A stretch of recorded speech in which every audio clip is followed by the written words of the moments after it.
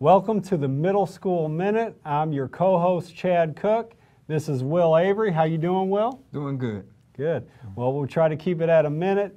First things first, Wednesday, we have middle school action in the county of Columbia County. We've got our standings up here. Boys, top 10 teams. You see Lakeside up there at the top.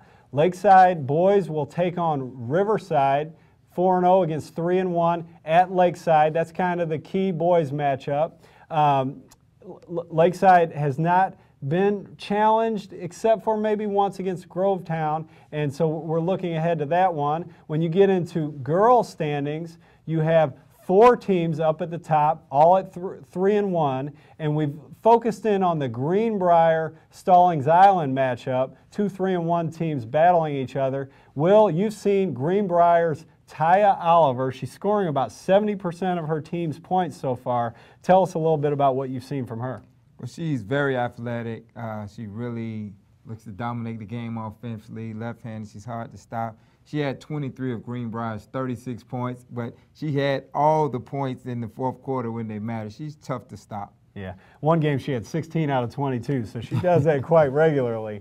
And so we look forward to both of those matchups as it is every day in Columbia County Middle School action. You actually have a total of 8 games, 4 boys, 4 girls, and right now Columbia County Middle School action is the only game in town. But starting this weekend, that will change, and we'll talk about a little bit more about that at the end of the show. But right now we're going to get into a little presentation we did, and we're calling this Coach's Corner. The great thing, Will, about what we're about to do, in my opinion, is that you can go on the internet, you can get books and find a million things from Coach K, Bobby Knight, the legends of our game, and it's all about teaching players who play at the absolute highest level, like yourself. But lots of times fathers, coaches of youth basketball need something more geared towards the level of players that they encounter. And what we have here is Tom Widener, the head coach at Lakeside Middle School, boys team, who we talked about earlier is 4-0. And we stopped in on a practice of his, and he was teaching his players how to play against a zone, and more importantly, or more specifically, how to play against a 1-3-1 zone. So some of the key concepts that he shared with his players: alignment. We'll get to this in a moment. Alignment, spacing, ball movement, and dribble penetration. If you get into the right spots, if you get spaced, and if you move the ball and attack with the dribble, good things will happen against the zone. We'll show you now the X's and O's segment of an actual 1-3-1 zone, and how one way to line up against that 1-3 zone, if we can get that up on the screen, guys, kind of maybe full screen, where we have the X's moving and penetrating against the O's. You see the 1-3-1, the O's are defense, and the X's are offense.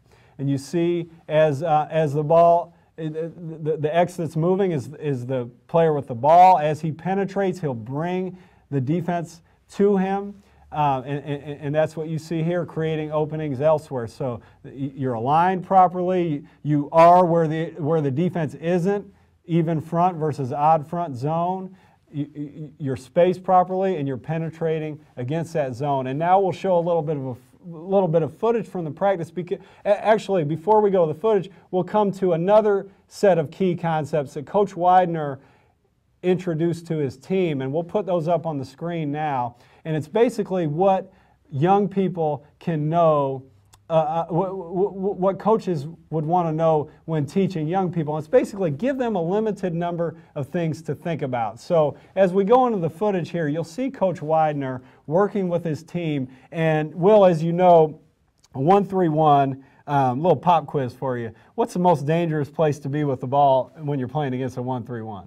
The most dangerous place to be with the ball, I would say in the middle. I mean, that's what I would say. Yeah, okay. Well, I was thinking the corner. Now, a guy like you, you're in the corner, it's money. You know, you're just pulling it, and it's a three-pointer. But you know, I think lots of times they try to get a trap in the corner. So what Coach Widener did with his team that I liked was he said, okay, when the ball goes to the corner, look into the post, look at the skip, and if you don't have one of those right away, the strong side guard, get over to the sideline so we can get the ball out of that corner and beat that trap. So you see that, you see Coach Widener taking his team through it here, and then in a moment you'll see what happens when the team moves the ball, is spaced well, and they'll convert with a little with a layup here in the middle. Now, we mentioned the fact that this weekend we'll be seeing more than Columbia County Middle School action at the Player 360 Invitational. Will, you're hosting the event. It's at Lakeside Middle School and Columbia Middle School. We have teams from Richmond County, Louisville, Georgia, Columbia County, private schools, public schools. Are you excited? I am. A lot of teams, this will be their first game. We have only, I think, one team that's in it that's already played games. So I'm looking for the kids to come out, enjoy playing basketball. You get 2 games against opponents that you're not going to normally face during the regular season. So I'm looking forward to be an exciting, family, fun-filled day. Yes, yes. Okay, so check that out. Game time starts at 9 a.m. Columbia Middle School and Lakeside Middle School. Check player360.org for highlights and stories about middle school action from Wednesday and Friday night here this week in Columbia County, and we'll see you later.